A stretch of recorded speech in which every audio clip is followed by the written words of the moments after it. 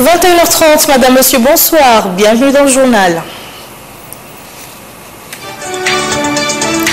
L'Assemblée nationale tient une plénière consacrée à une question relative aux conditions du déroulement de l'enrôlement des Mauritaniens à l'étranger.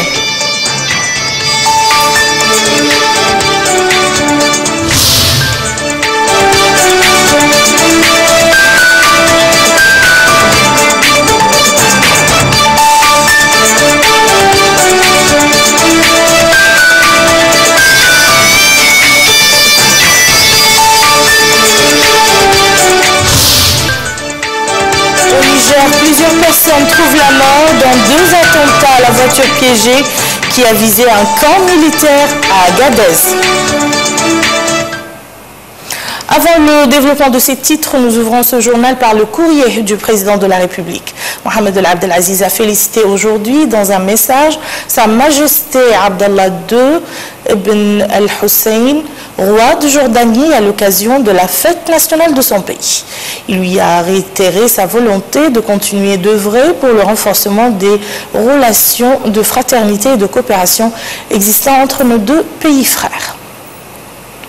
Le président de la République a également félicité le président de la République de l'Érythrée, Isaias Afwerki, à l'occasion de la fête nationale de son pays. Le président de la République a tenu, dans ce message, à renouveler à son homologue érythréen sa volonté de continuer d'œuvrer pour le renforcement et le développement des relations de fraternité et de coopération existant entre nos 2 pays dans l'intérêt de nos 2 peuples frères. Autre message de félicitations, celui adressé par le président de la République, Mohamed El Abdelaziz, à Madame Cristina Elisabeth Fernandez de Kirchner, présidente de la République d'Argentine. C'est aussi à l'occasion de la célébration de la fête nationale de son pays. L'opportunité pour le président de la République de réaffirmer à son homologue argentin sa détermination à continuer d'œuvrer pour le renforcement et le développement des relations de coopération existant entre nos 2 pays dans l'intérêt des 2 peuples amis. Venons-en à présent à l'actualité parlementaire marquée ce matin à l'Assemblée nationale par une plénière consacrée à une question adressée par la députée Kadiata Malik Diallo au ministre des Affaires étrangères et de la coopération portant sur les conditions générales du déroulement des opérations d'enrôlement des Mauritaniens à l'étranger. La plénière était présidée par le député Mohamed Mahmoud Oulemat et le ministre des Affaires étrangères et de la coopération était représenté par le ministre délégué chargé des affaires maghrébines. Abdrahman Hamaden nous donne plus d'informations. Cette plénière a été consacrée à la discussion autour d'une question adressée au ministre des Affaires étrangères et de la coopération par la députée de l'UFP Kadiata Malik Diallo. Question portant sur les grands problèmes liés aux conditions d'enrôlement auxquelles sont confrontés nos ressortissants vivant à l'étranger, notamment en France, où ils sont spécialement imposés à présenter une carte de séjour. La députée a demandé des explications sur cet état des faits et les mesures qui peuvent être prises pour mettre fin au calvaire de ce citoyen. Les députés ont, dans leurs interventions, apprécié la création de l'Agence du registre des populations et des titres sécurisés qui a mis fin à l'anarchie et la falsification de documents d'état civil, rappelant dans ces cadres les doutes qui ont accompagné le lancement de ce projet ambitieux.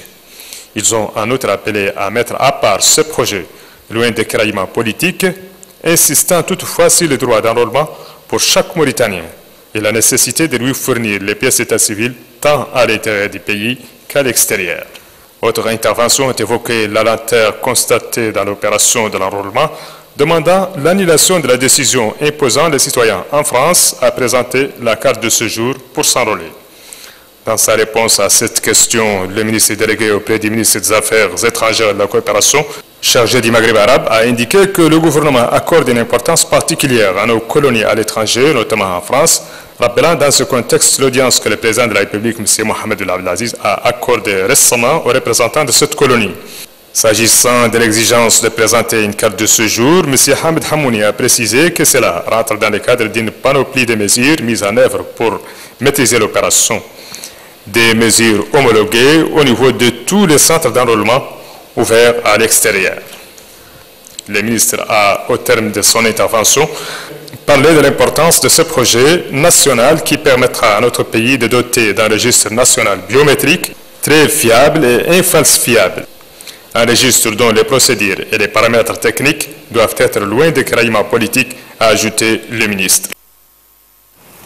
Ouverture aujourd'hui à Addis Abeba de la deuxième journée des travaux des ministres africains des Affaires étrangères, présidée par notre ministre des Affaires étrangères et de la coopération, Hamadi El-Hamadi, qui a prononcé à cette occasion un important discours dans lequel il a indiqué que le thème panafricanisme et renaissance africaine, choisi pour célébrer le 50e anniversaire de la création de l'OUA, est conçu comme valeur morale, référence spirituelle, inspiration politique dans lesquelles le continent puise toute la plénitude de sa foi et de sa détermination à résister aux épreuves et à surmonter les multiples obstacles qui se sont dressés par le passé sur son chemin et ceux qui viendraient à surgir ultérieurement. Il a souligné qu'au moment de sa création, l'organisation panafricaine s'était fixée comme objectif directeur de parachever la décolonisation et d'éradiquer l'apartheid et la discrimination raciale.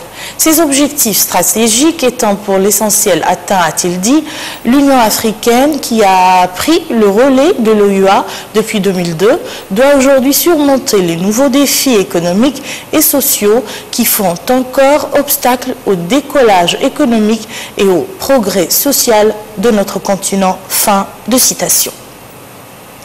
Fin de la tournée du directeur général de l'Agence nationale Tadammoun pour la lutte contre les séquelles de l'esclavage, l'insertion et la lutte contre la pauvreté.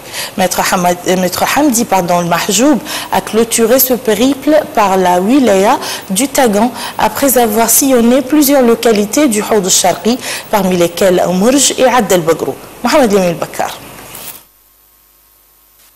Ijrana relevant de l'arrondissement d'Abd el-Bagrou dans la wilaya de Houd al-Sharqi a constitué la première étape de la visite de la délégation de l'agence Tadammoun contre les séquelles de l'esclavage, la lutte contre la pauvreté et l'insertion conduite par son directeur général, Maître Hamdi El-Mahjoub. Les citoyens de cette localité démunis ont exprimé leur satisfaction pour la création de cette agence dont ils souhaitent qu'elle contribuera à soulager leurs problèmes liés notamment à l'eau potable, l'absence d'infrastructures de base et le soutien au développement. Après avoir enregistré ces doléances, le directeur général de l'agence Tadammoun a indiqué que son institution est habilitée désormais à dénoncer tout acte d'esclavage qu'elle aura décelé et à porter plainte en lieu et place de la victime, car elle se considère partie prenante auprès de la justice. Cela, a dit le directeur général de l'agence Tadammoun, un progrès important au plan du droit et des procédures. L'État, a dit Maître Hamdi El-Mahjoub, est aussi décidé à combattre ce phénomène. L'autre aspect de ces séquelles a pour nom, a-t-il dit, la pauvreté consécutive à l'ignorance et à la marginalisation des personnes dans les programmes de développement. Ce sont là des questions qui devaient, a-t-il dit, être traitées juste après l'indépendance. La localité de Touemert était elle aussi au rendez-vous de la visite de la délégation de l'agence Tadammoun. Là aussi, les populations ont pu, sans intermédiaire et dans un langage franc, poser leurs problèmes au directeur général et demander assistance dans tous les aspects de la vie. Là aussi, l'agence, par la voix de son directeur général, s'est dite prête à leur construire des structures de santé, des écoles, pour sortir les populations de l'ignorance et de la dépendance et à prendre en charge les enfants à travers des cantines scolaires. Le directeur général de l'agence Tadammoun a assuré les paysans du soutien de son établissement en mettant à leur disposition grillage et semences, des intrants agricoles et l'encadrement nécessaire pour améliorer la production. Le directeur général a profité de sa présence pour visiter les 2 salles de classe du village et discuter avec le staff pédagogique des problèmes qui leur sont posés. Et dans la Saba voisine, le secrétaire général du ministère de la Justice a supervisé à Kifa un séminaire de formation sur la garde à vue et les procès-verbaux judiciaires. Ce séminaire a profité aux magistrats du parquet et d'instruction et aux officiers de police judiciaire dans les tribunaux relevant de la cour d'appel de Kifa. C'est Récidibé. Les procédures judiciaires relatives à la garde à vue, le rôle du parquet général dans le contrôle du travail des greffiers, les droits des détenus et le rôle de la défense, ce sont entre autres thématiques inscrites à l'ordre du jour de cette rencontre au profit des différents acteurs de la justice. Présidant les travaux de cette rencontre, le secrétaire général du ministère de la Justice, Mohamed Lemine Ould Sidi Baba, a rappelé les efforts déployés par l'État mauritanien dans le domaine des droits de l'homme. Mohamed Lemine Ould Sidi Baba a énuméré différentes conventions internationales relatives au respect des droits humains ratifiées par notre pays. Cet engagement des autorités en faveur de la promotion des droits de l'homme est une exigence de démocratie et de l'état de droit qu'entend construire le président de la République, M. Mohamed Ould Abdelaziz, a dit le secrétaire général. Quant au représentant du Haut Commissariat aux droits de l'homme, il a rappelé les objectifs de cette rencontre. Les Nations Unies portent une attention particulière aux droits de l'homme. Et c'est pour ça qu'elle a développé certains principes, notamment les principes directeurs applicables au rôle des magistrats du parquet, code de conduite pour les responsables d'application des lois, assemble des principes pour la protection de toutes les personnes soumises à une forme quelconque de détention ou d'emprisonnement, et les principes fondamentaux relatifs au traitement éduqué.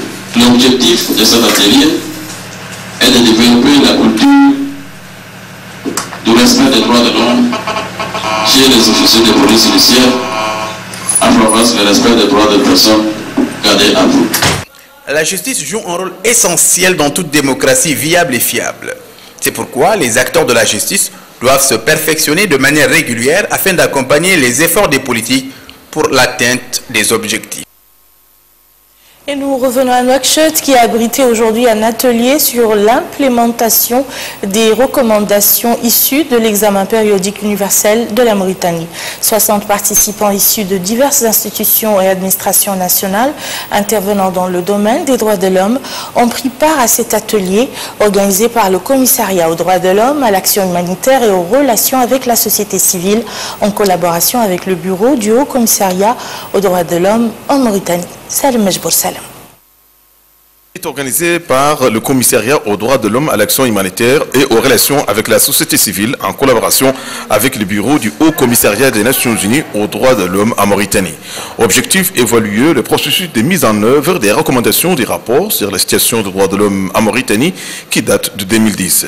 Inspiré du droit universel, le document énumère un certain nombre d'engagements pris par le gouvernement mauritanien.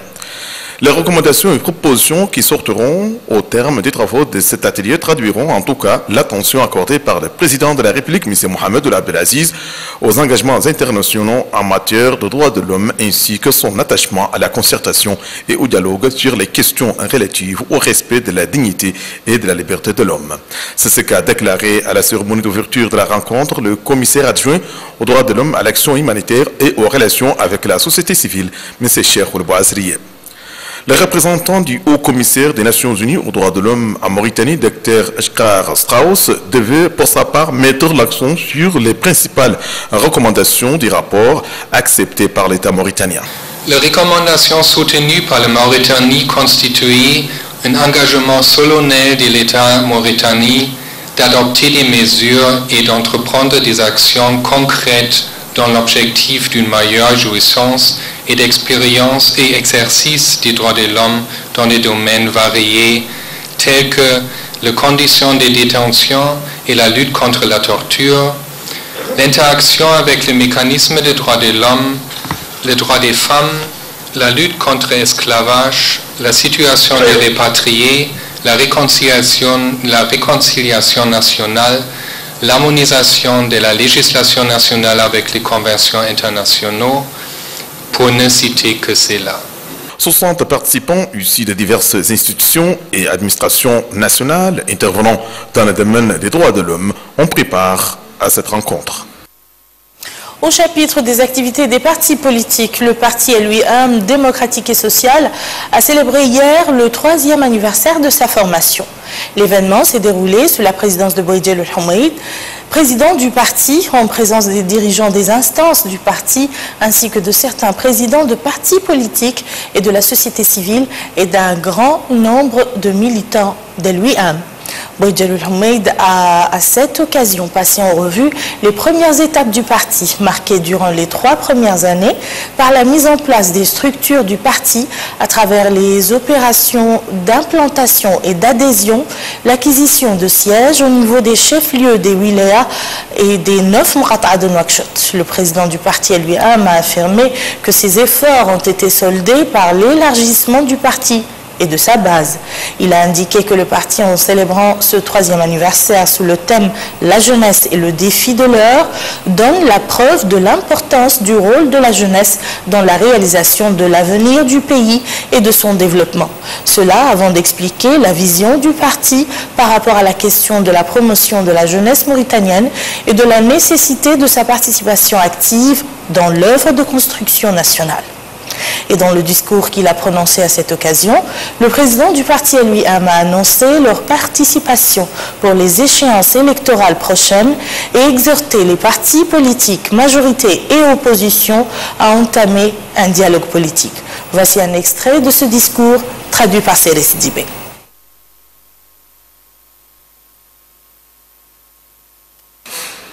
Je voudrais ici souligner que l'UIAM a décidé de participer aux prochaines élections électorales à la seule condition que les conclusions du dialogue national soient mises en application. Comment d'ailleurs pourrait-il en être autrement dès lors que notre parti a été l'un des artisans du cadre juridique et réglementaire dans lequel se dérouleront ces élections?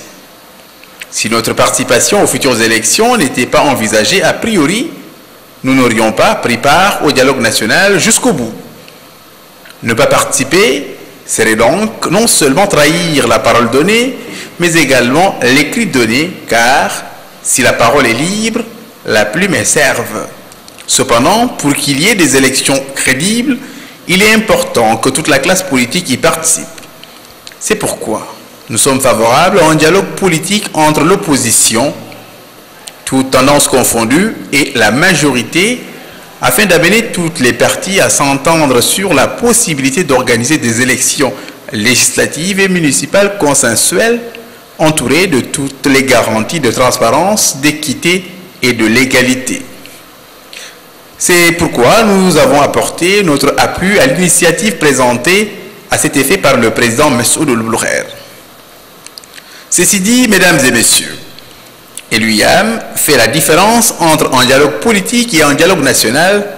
Si le dialogue politique doit être permanent, le dialogue national, lui, ne peut pas être tenu tous les jours ni tous les ans, car il nécessite une forte mobilisation aussi bien de la classe politique que des autorités, et les résultats auxquels il est appelé à aboutir doivent se traduire par des réformes institutionnelles, ce qui ne peut se réaliser en une année ou deux, comme nous le constatons aujourd'hui, malgré toutes les bonnes volontés.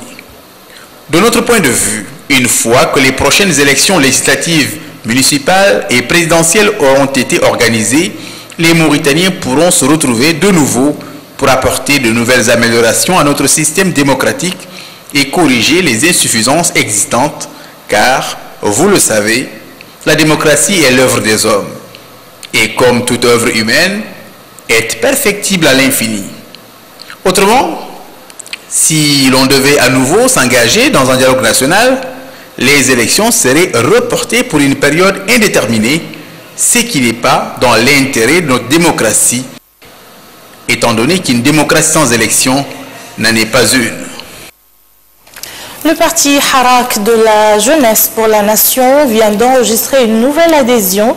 Il s'agit d'un groupe de jeunes issus de la Muqata'a de Mbagne, dans la wilaya du Brakna, qui ont annoncé hier soir leur décision d'adhérer à ce parti. C'était au cours d'une soirée organisée pour la circonstance, au cours de laquelle le porte-parole du groupe a indiqué que leur initiative intervient après une étude minutieuse du programme du parti qui se recoupe avec la politique suivie par le président de la République, Mohamed El Abdelaziz.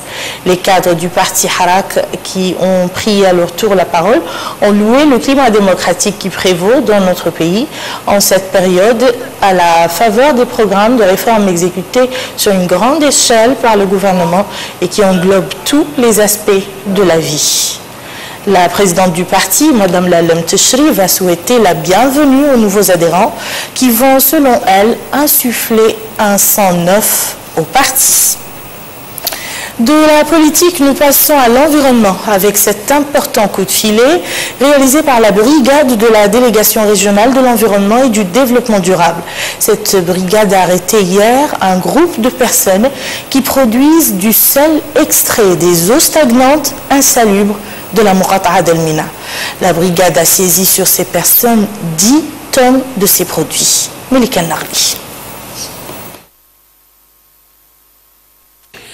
Dans le cadre des efforts déployés par le département du ministère de l'Environnement et du Développement durable visant à assurer la préservation de l'écosystème de la dégradation permanente sous l'effet d'activités multiples nuisibles ainsi que dans le contexte de mise en œuvre de l'ordonnance 037-2007 portant protection des côtes mauritaniennes et interdiction de toutes les formes d'exploitation sur ces sites, une opération a été lancée il y a 4 jours qui a permis à une brigade de la délégation régionale de l'environnement et du développement durable d'arrêter mercredi un groupe de personnes qui exercent la production du sel à travers son extraction des sépras des eaux stagnantes insalubres de la Muqata'a d'El Mina dans la capitale en possession de 10 tonnes de ces produits.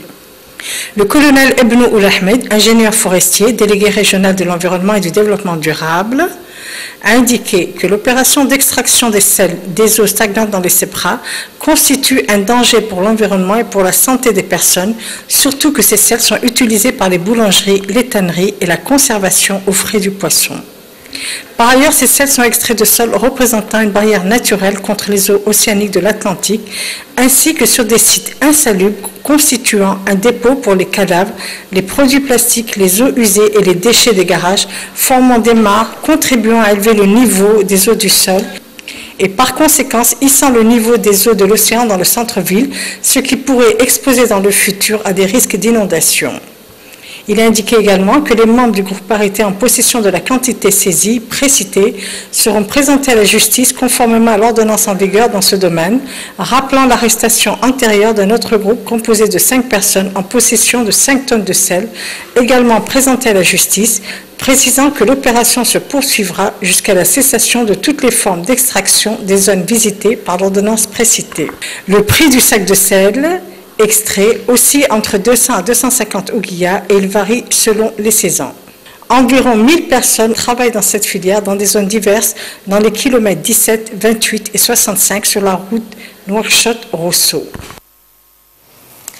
Une autre commémoration, celle du cinquantenaire de la naissance de l'Organisation de l'Union africaine, devenue il y a quelques années l'Union africaine. L'anniversaire de l'organisation panafricaine qui a lieu les 25 mai de chaque année a été célébré par le club de l'UNESCO pour la culture qui a organisé pour la circonstance un colloque au cours duquel les participants, des professeurs et des chercheurs ont abordé les dimensions politiques et économiques de l'unité africaine.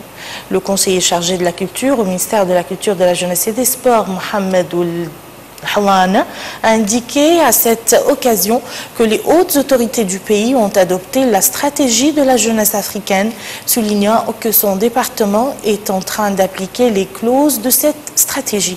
Il a ajouté que le ministère de la Culture, de la Jeunesse et des Sports, conscient de l'importance du rôle de la jeunesse dans l'œuvre de construction nationale, a mis en place un programme ambitieux axé sur la création de conditions propices au développement des facultés des jeunes et la création de projets de développement pour réduire le chômage de ces jeunes. Un hommage dans ce journal, celui rendu à feu Maître Mahfouz El Mrabout, marqué par un colloque organisé par les élèves magistrats de l'École nationale d'administration du journalisme et de magistrature, une rencontre à laquelle a assisté le président de la Cour suprême, le procureur général et le président du tribunal de Nouakchott, ainsi qu'un grand nombre de magistrats, d'avocats et de personnalités. L'assistance a suivi à cette occasion plusieurs interventions dont les auteurs ont magnifié la personnalité du disparu, connu pour ses nobles vertus, sa discrétion, le respect qu'il vouait à sa fonction qu'il exerçait avec amour et dévouement.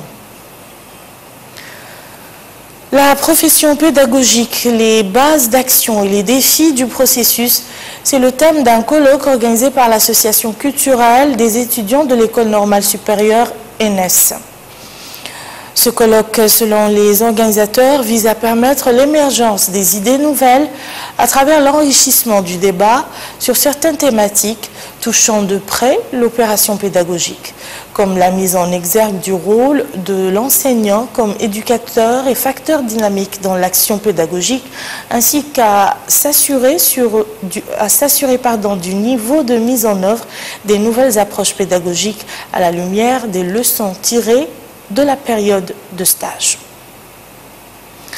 Au volet social, l'ONG Mauritania, la santé de la mère et de l'enfant, a réceptionné ce matin une ligne téléphonique dénommée ligne verte, attribuée gratuitement par Mauritel. Cette ligne sera mise à profit par l'ONG pour conscientiser, sensibiliser et aider les femmes et les enfants victimes de la violence et de mauvais traitements en les orientant vers les instances concernées par le traitement de leur dossier. La présidente de cette ONG, Mme Zeynep Mtataleb Moussa, a loué les efforts déployés par le pouvoir public et tous les partenaires internationaux et locaux visant la défense des droits de l'homme et de sa dignité. Nous refermons ce journal sur quelques nouvelles brèves avec au sommaire les attentats au Niger, la visite de Ban Ki-moon en République démocratique du Congo et un acte de violence en Suède. Emina Abdelaziz. Le groupe djihadiste Moudjahidoun revendique les 2 attentats suicides commis ce jeudi dans le nord du Niger. L'attentat contre une caserne à Agadez a fait 19 morts, dont plusieurs soldats nigériens. Tandis que l'attaque contre le site Areva Harit a fait un mort et 14 blessés, tous des employés du groupe nucléaire français. Dans un communiqué, Areva juge cet acte terroriste, un acte condamné aussi par la France qui annonce qu'elle appuiera tous les efforts du Niger pour faire libérer les élèves officiers nigériens retenus en otage par un kamikaze à Agadez. Ban Ki-moon s'est rendu à Goma, une ville plongée dans l'inquiétude depuis la reprise des combats lundi entre l'armée congolaise et les rebelles du M23. Pour mettre à terme à ces combats, l'ONU veut accélérer le déploiement de la brigade d'intervention qui viendra renforcer la MONUSCO. 3000 soldats dotés d'un mandat offensif. Ils seront chargés de combattre et de désarmer des groupes qui créent l'insécurité dans l'est du Congo, Kinshasa, y compris les M23. Cette brigade qui a commencé à se déployer devrait être opérationnelle au plus tard dans 2 mois. À Stockholm, c'est la mort d'un homme tué par la police dans un quartier défavorisé à forte population étrangère qui a mis le feu aux poudres. L'homme a été abattu alors qu'il menaçait les policiers avec une machette. Les émeutes se sont propagées à d'autres quartiers. Des images aussitôt exploitées par l'extrême droite suédoise. Ainsi prend fin ce journal. Tout de suite, le rappel des titres.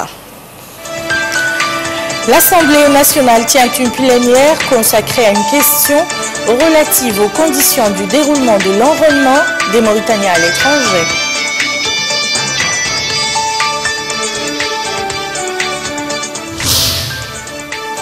L'agence Tadamon contre les séquelles de l'esclavage, l'insertion et la lutte contre la pauvreté annonce la réalisation d'une série de projets en faveur des populations des wilayas de l'Est.